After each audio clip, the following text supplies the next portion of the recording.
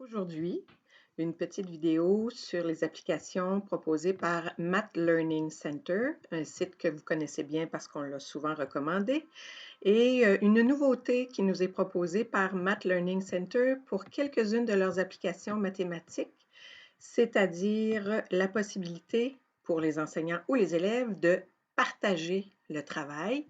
Cette nouvelle application se retrouve sur quelques-unes de leurs applications, soit Number Pieces, Number Rack, Number Line, Number Frames et Math Clock. Et en passant, Math Clock est nouvelle. Alors, on va regarder de quoi il en retourne de cette fameuse nouvelle possibilité de partager le travail à l'aide de Number Pieces. En passant, toutes ces applications de Math Learning Center peuvent être utilisées soit sur un ordinateur portable régulier, soit sur un info nuagique, soit sur une tablette. On peut le projeter sur le TNI. Donc, ça offre beaucoup d'avantages pour l'enseignement et à cette période particulière, en cette période particulière, pour l'enseignement à distance. Et c'est justement pour ça que je vous parle de cette nouvelle possibilité de partage. Alors, j'utilise aujourd'hui Number Pieces. J'ai déjà une tâche qui a été préparée avec cette application. Donc, je m'adresse ici à des élèves de deuxième cycle. J'ai ouvert mon application. Vous voyez que c'est une application où on présente le matériel base 10.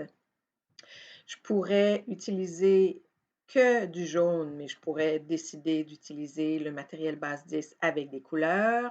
Et vous voyez qu'il y a différentes options ici dans le bas de ma page, soit pour tracer au crayon des démarches ou faire des traits, des dessins, peu importe. Je pourrais, comme je l'ai fait pour donner la consigne, utiliser l'outil texte et la petite calculatrice qui est là. Donc, ce sont les principaux outils qu'on va utiliser aujourd'hui.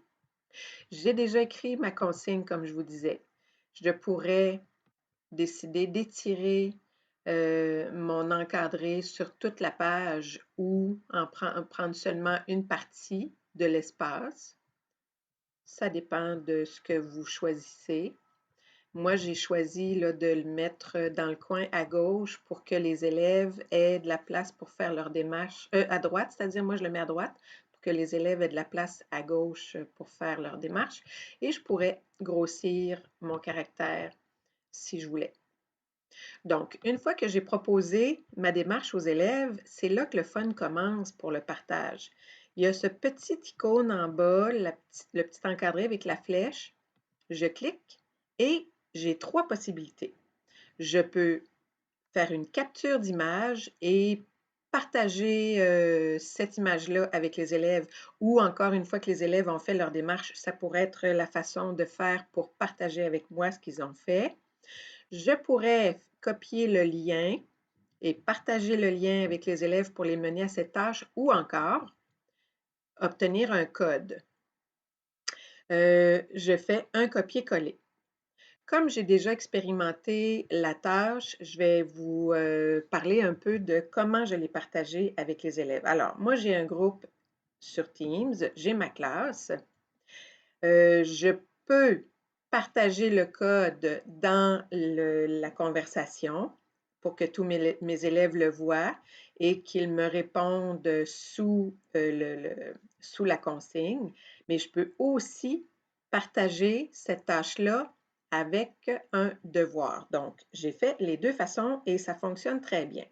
Si j'y vais tout simplement avec la consigne dans le clavardage, ben, j'écris à tous mes élèves pour leur dire à quoi je m'attends et j'écris le code qu'ils vont pouvoir utiliser. Et si je décide de faire un devoir avec ça, je vais faire créer mon devoir, affectation, j'écris le titre du devoir à l'endroit approprié, j'écris une courte consigne et c'est là que je vais écrire le code à mes élèves pour qu'ils puissent l'utiliser. Et comme pour tous les autres devoirs, vous décidez si c'est à tout le monde que vous l'assignez, quelle est la date d'échéance pour la remise et ainsi de suite. Donc, comme j'avais déjà fait cette démarche, je n'irai pas plus loin, mais sachez que ça se fait. Alors, lorsque j'ai donné ce devoir-là à mes élèves, je leur ai dit, bien sûr, d'ouvrir le lien Number Pieces, ça suppose qu'on a déjà travaillé ensemble. Et si on n'avait jamais travaillé avec Number Pieces, j'aurais pu, dans ma conversation, mettre le lien vers l'application. Alors, une fois que les élèves arrivent,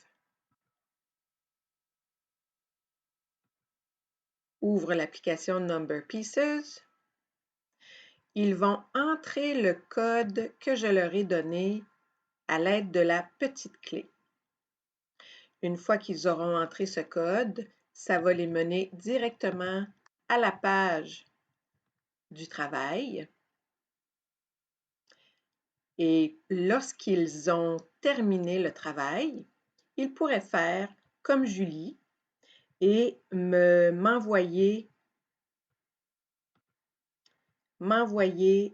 le code de leur travail comme je l'ai fait moi pour leur proposer la tâche. Je vois ici que Julie m'a remis déjà son petit devoir. Alors, Julie avait cette tâche-là à faire. Une fois qu'elle a réalisé la tâche, elle est allée générer un code en bas. C'est ce code-là qu'elle m'a écrit dans la conversation. Et lorsque j'ai ouvert, je vais vous montrer ce que ça donne, je fais un copier-coller de ce code, la petite clé, coller, et on va aller voir ce que Julie a réussi à faire comme tâche. Et voilà, ça c'est le travail de Julie. Julie a lu la consigne, puis elle m'a même fait remarquer qu'il y avait une faute dans mon mot base 10. J'avais oublié le E. Alors, j'ai corrigé cette faute-là pour la suite des choses. Elle a utilisé le matériel base 10 pour représenter ces 12 groupes de 9 ou 9 groupes de 12, là. Mais je pense qu'elle a quand même fait 12 paquets de 9, puis elle a même fait sa multiplication. Alors, une fois que j'ai vérifié ça, je pourrais faire des commentaires de rétroaction directement sur la tâche de Julie et repasser par le même chemin pour générer un code et lui faire une rétroaction. Mais je peux aussi, sur Teams, lui faire une rétroaction sur la démarche qu'elle a faite. Alors là, j'ai félicité Julie parce que sa démarche est claire. Puis en plus, je ne l'avais même pas demandé, mais elle a écrit une équation. Alors, de belles applications à explorer sur Math Learning Center.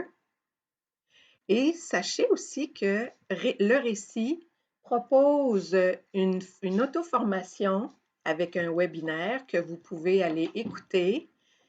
Ça va vous donner des indications sur plusieurs de ces applications-là, comment on les utilise, des idées d'activités. Il y en a pour le primaire et le secondaire. Alors, amusez-vous!